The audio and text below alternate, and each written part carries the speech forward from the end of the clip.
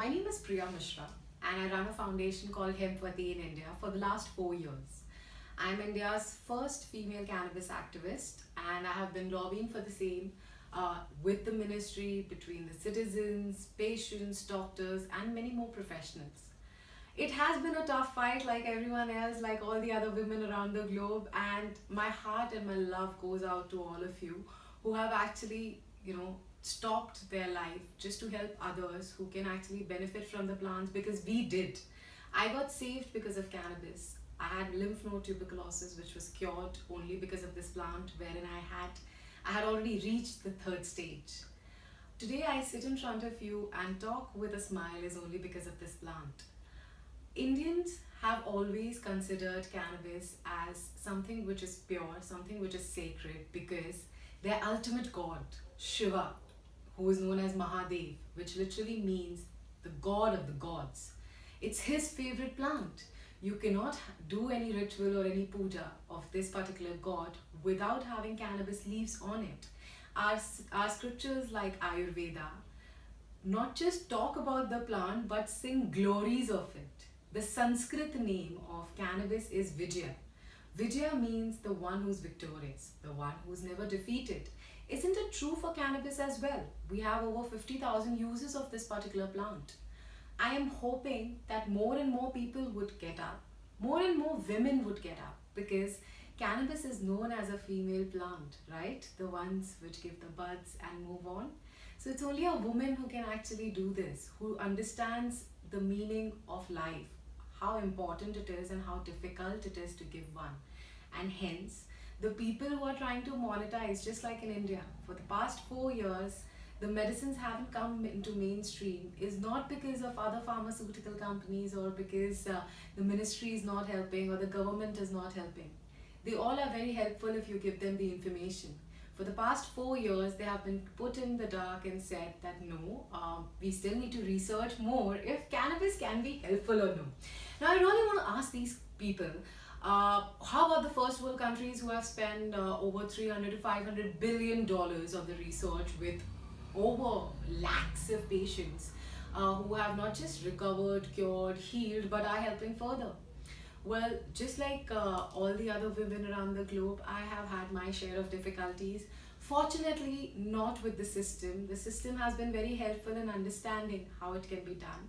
But among the peers of the industry, who are, again, as I said, not letting the first world technology or the first world medicine system to come to India and tell them that, we have taken this particular thing from you. The father of medicinal cannabis, who wrote cannabinoids as therapeutics.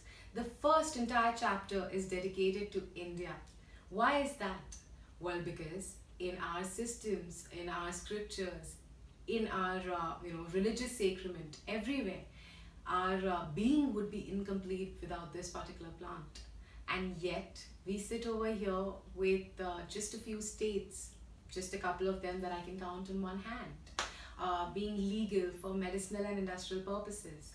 I'm hoping the people who are barring it would come forward and tell the reason or give the reason why they are doing the same.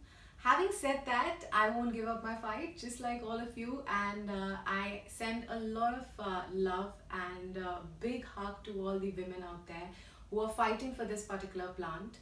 The first paper was made out of it. The first cloth was made out of it. Women were the first one who were clothed, weren't we? So in that case, we definitely owe a lot more to the plant. The plant has always the plant has always been considered very sacred, as I told you, in the Indian culture.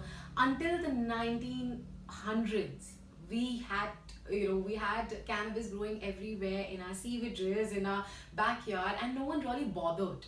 For a simple fact, people used to use it when they had fever, when they had stomachache, when they had diarrhea, when they had tetanus toxins in their body, when they had tuberculosis. All the therapies or all the methods to cure the same is given in Ayurveda with the help of this particular plant.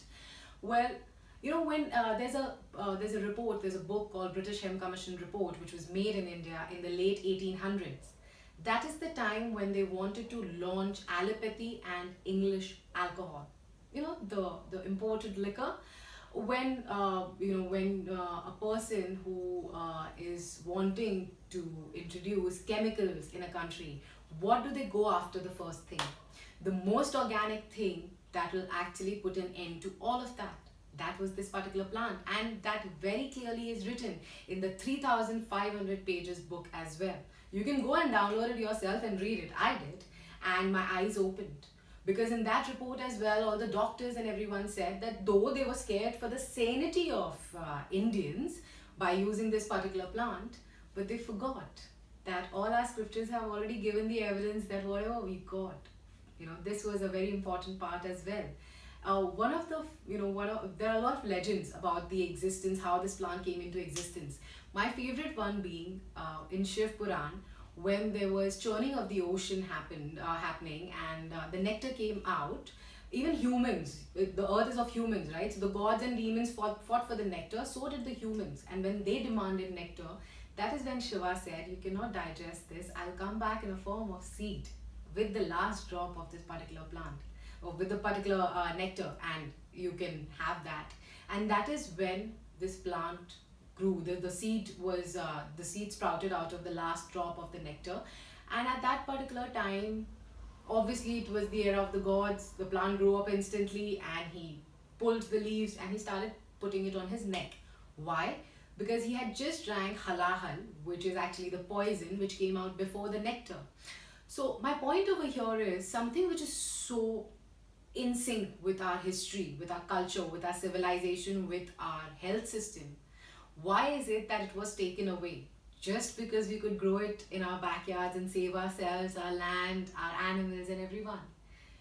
Well, I'm hoping that this video opens up your eyes, and probably you would also become one of the voices of cannabis, just how we all are. Namaste.